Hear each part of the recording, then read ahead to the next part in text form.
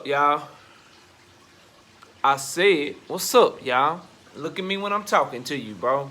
Nah, I'm just messing with y'all, man. This is your boy Knockout Boxing 86 TV, and we in here. So check this out, bro. Before I get going on today's video, everybody should know what to do by now. You hit that like button, subscribe to the channel if you're new here, and share the video, and turn on your notification bell. If you don't do nothing else, y'all, hit the like button and turn on your notification bell and subscribe, bro. All of that stuff is free, and it lets YouTube know to share this video with other people that's looking for similar content, man. So please do that for your boy. It's all free. And if you want me on the panel or you want to collaborate, knockoutboxing86@yahoo.com is the email address. But let's get it popping and let's get into today's video. And today, one of my favorite prospects just had a huge fight announcement. We want to react to it, what it means for him, what it means for the division, and some other news surrounding this fight announcement. And that's Jaron Ennis is taking on Thomas Dulorme, man. Jaron Ennis is taking on Thomas Dulorme. I am excited for the fight. Before I break it down and tell y'all what I think it means for both fighters and some other thoughts that I have about the whole situation, live show this Wednesday, September the 1st. You got knocked the F out. We all the way up to episode number 8, bro. It's at 7:30 p.m. Central Time, 5:30 on the West Coast, 8:30 on the East Coast. Y'all come hang out with me and kick it for a fun night of boxing talk. We do it every Wednesday night. And so on this Wednesday night, September the 1st, we'll be right back at your front door at 7:30 p.m. Central Time. But back to this announcement. So, Jaron Ennis, a couple of nuggets here, bro. And then I'll talk about what the fight means. So, first of all, they're fighting on either October 23rd or October 30th. Now, my mind kind of crazy, so the way this works, I started thinking like, yo, who can have him not decided on a date yet? Well, there's another Showtime boxer that said he's fighting in October. So I expect the Tank Davis announcement to come very, very soon with his next fight and who he's going to be taking on. You know, he's starting to make moves. We just dropped the video. He's vacating the title. A lot of stuff is starting to pop up to where I believe we're about to get a fight announcement for him. And I mean, who else has the cachet? Who else has the name to where Jaron Ennis can have a fight done but not yet have a fight date because he's waiting to see what's going on? I believe that they haven't decided a date yet because they're waiting to see what date they're going to put Tank Davis on, either the 23rd or the 30th. So stay tuned for that. I believe that that's why we don't have a firm date for Jaron Ennis, because they're waiting to see Showtime, Espinoza. They're waiting to see what day Tank Davis is going to fight on. That's the first thing. Second thing, his pops, his trainer, Boozy Ennis, man. He said that 15 fighters turned down Jaron Ennis before they finally were able to make the fight with Dulorme, man.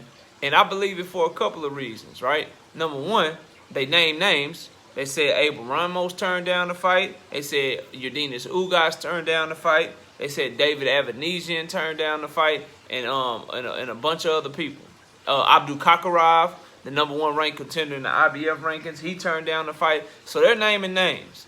And now that they've named names, I believe it because of that. Because when you put people's name on it, bro, you kind of calling them out. But then number two, none of those people came out and said they didn't turn down the fight. Like, if you basically tell me I'm ducking you, that I ain't want to fight you if I'm a fighter, I'm going to come out and tell you you're lying if you're lying, and they ain't said shit. So I believe them, bro. And for the life of me, I don't understand that train of thought. Now, a lot of people in the boxing community will say, well, it's because Jaron Ennis is high risk, low reward. I beg to differ, bro. I beg to differ. If you're a contender and you take on somebody like a Jaron Ennis, Virgil Ortiz is in this same category, high risk, low reward. Nah, bro, if you take on either of them two, if you somebody like Dulorme, for instance, or Avanesian, for instance, or Abel Ramos, go up and down their resume and tell me what the best name on their resume would be if they would have beat somebody like Jaron Ennis, bro. Like, we got to quit acting like these young fighters ain't got huge clout, bro. Because we all know that if Abel Ramos took and defeated Jaron Ennis, that's a high risk, high reward, bro. Because it will be the best name on his resume. It will give him a huge ass buzz, and he'd be better than anyone that Abel Ramos had ever defeated. Same for the other guys that reportedly turned down. You go up and down their resume, bro. You go up and down their resume. Urdinas Ugas, before fighting Manny Pacquiao, obviously, what was his best win, bro? Omar Figueroa? Abel Ramos himself, Jaron Ennis is a better fighter and a better name on your resume than either of those guys. The only fighter that Yordenis Ugas had on his resume right now that's better than Jaron Ennis was Manny Pacquiao. And at the time that he turned down the Jaron Ennis fight, according to this report, he ain't had Manny Pacquiao yet. So I guess my overall theme is I'm tired of these top championship level fighters. Sean Porter's of the world, who said he'll never fight Jaron Ennis.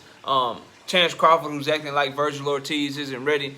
I'm tired of these high-level championship, contender-level fighters acting like these dudes ain't ready for them, or these dudes ain't the best name on their resume. Like, let's just go all the way 100 and keep it real. No shade, no disrespect. And then I'll move on to what this fight means to both fighters. You know what I'm saying? Who on Terence Crawford's resume is better than Jaron Ennis? A better name, better fighter. Who would he get more clout for that he's currently fought at 147 pounds, or just in his career period, bro? There isn't a fighter that will give him more clout, that will give him more, you know, like, damn, that's a good-ass name on his resume. You be the first dude to beat Jaron Ennis. He's better than any victory Terence Crawford will have ever had, and I would argue the same for Virgil Ortiz. So all these top contenders and all these championship-level fighters trying to use that whole high-risk, low-reward argument, bro, nah, dog. These young fighters that are supremely talented, that pass the eye test with flying colors, that are seeking out this smoke with these top dudes, they are high-risk, high-reward, bro. Because for a lot of you dudes who's championship-level contenders and ain't fighting nobody, bro, these two fighters, and I'm talking specifically about the 147-pound division, Jaron Ennis and Virgil Ortiz give you more clout on your resume and are better names on your resume than anyone you can face, except for like maybe 4 or 5 fighters. The only fighters I would say will give you better name recognition if you were to beat them would be a Terence Crawford, a Earl Spence, Sean Porter, Keith Thurman. I'd even put those two right now at this point in their career. Those two mean more to a resume than Danny Garcia, bro. Straight up. And I'm assuming Manny Pacquiao is retired. Until he come back, I'm not including him on this list. But right now, if you were to defeat Jaron Ennis or Virgil Ortiz, that would mean more to your career, more to your legacy, and more to your resume than everybody except Earl Spence, Terence Crawford, Sean Porter, and Keith Thurman.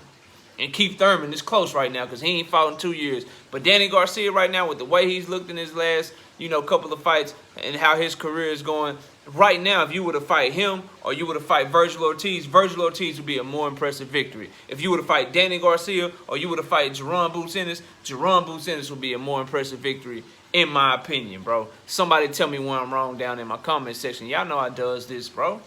Now, what this fight means, man, I'm excited for it for both fighters. Number one, for Thomas Dulorme, thank you for taking on the challenge, bro. And you've always took on the challenge. You a tough-ass competitor. And in your last fight, you took on another highly ranked contender. Top prospect, I should say. Not contender, because he ain't a contender yet. And Imantis Stanionis, bro. And you took him the distance and you lumped his ass up.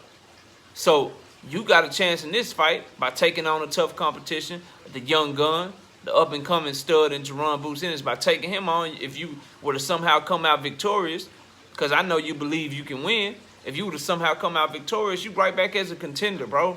And you move on from this gatekeeper stuff you've been doing lately. And I'm happy for you, bro. I hope you perform well. I ain't picking the fight yet, but salute to Thomas Dulorme for going back-to-back with it, bro. He just took on Stanionis, and now he about to back that up by taking on Jaron Ennis. What a soldier.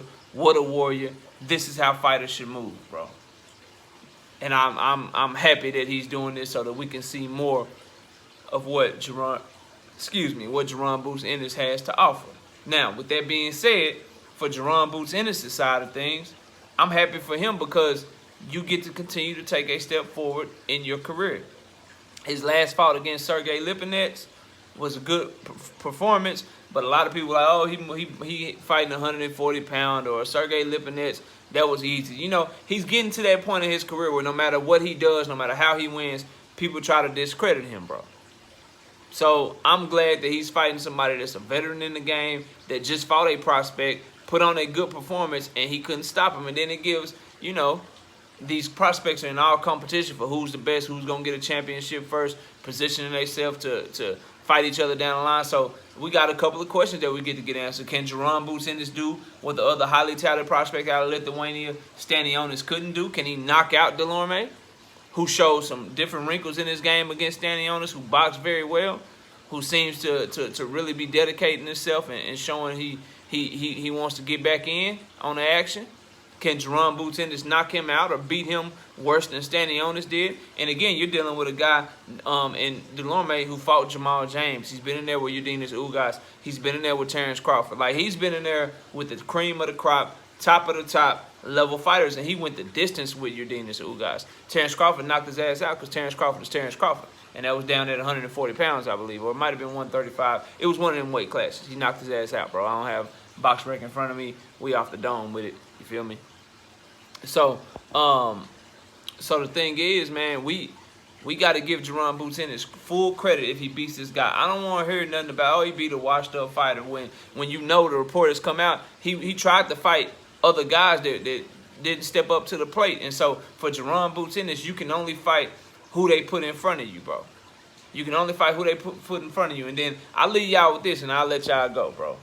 So happy for the fight, you know what I mean? Happy that Dulorme is stepping up for Dulorme. Can you stop the young, hungry lion? Can you go from gatekeeper to contender again with a victory? And salute to you for stepping up to the plate. For Jaron Boots Ennis, can you win this fight in better fashion than Stanionis did? And can you beat somebody and dominate somebody with the resume, with the pedigree, and with the hard work and determination that Dulorme has by taking on all the fighters that he has on his resume? As we said, Jamal James, Eudenis Ugas, Terrence Crawford, Stanionis. He's fought some cream of the crop type of fighters. How does Jaron Boots Ennis look in the ring against him? Now, another thing I wanted to point out, your boy did a video after Jaron Boots Ennis and Sergey Lipinets fought. I did a video and I said, Jaron Boots Ennis, I would favor him to beat everybody at 147 pounds, not named Errol Spence. And even that is a 50-50 fight in my opinion, where I would favor Errol Spence, but I would not be comfortable going into that fight. Other than that, I think he can beat everybody, bro. And I said the only question about him is his chin. Right? And when that's all I got a question about you, I'm riding with you until proven otherwise, right? And so I got some people agree with me, some people gave me some flack, but I would just say, based on this report, his own contemporaries believe me, bro. His own contemporaries and other fighters at 147 pounds, they are the mindset of knockout boxing, bro.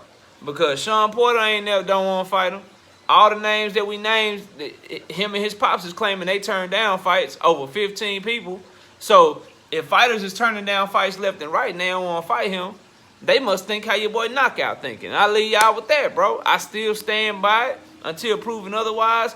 You put him in the ring with anybody not named Errol Spence, his skill set, his work ethic, shit, I got Jaron Boots Ennis. Who you got? Who you got? Shit, I'm picking him over every 147-pounder right now, not named Errol Spence. Right now, bro. And a lot of those guys believe. David Avanesian believe me. Shit. Abdul Kakarov believe me. Sean Porter believe me. And a plethora of other fighters believe me. Shit. So y'all keep thinking your boy crazy, man. Y'all know what it is with me, man. We study this shit. We do this shit. Go look at the prediction record, man. But anyway, man, y'all get back to y'all day. It's going to be a great night of boxing. Today is Sunday morning. We about to go get some good food, hang out with the wifey and the kids all day, and then we're going to be watching boxing tonight. And we'll do our recap. Hopefully, I might be able to get the recap to y'all tonight, but it might be tomorrow morning because, you know, it's Sunday night after the fights. I might just be chilling or something, man. So, y'all stay tuned for that. But you know we going to get all our picks right. Go check our prediction videos. We dropped every prediction video for every fight on the card tonight. So go check those out if you haven't already. Except for the Jake Paul, Tyron Woodley fight. I did not do that prediction. Not going to do that prediction. I've given reasons why in the prediction videos that we did drop. So go check those out, man, because a lot of good prediction videos, a lot of good action going to go down tonight. And I'm excited for it, man. But y'all enjoy the rest of y'all day. I appreciate everybody watching the video. And with that, we out here. Peace, y'all.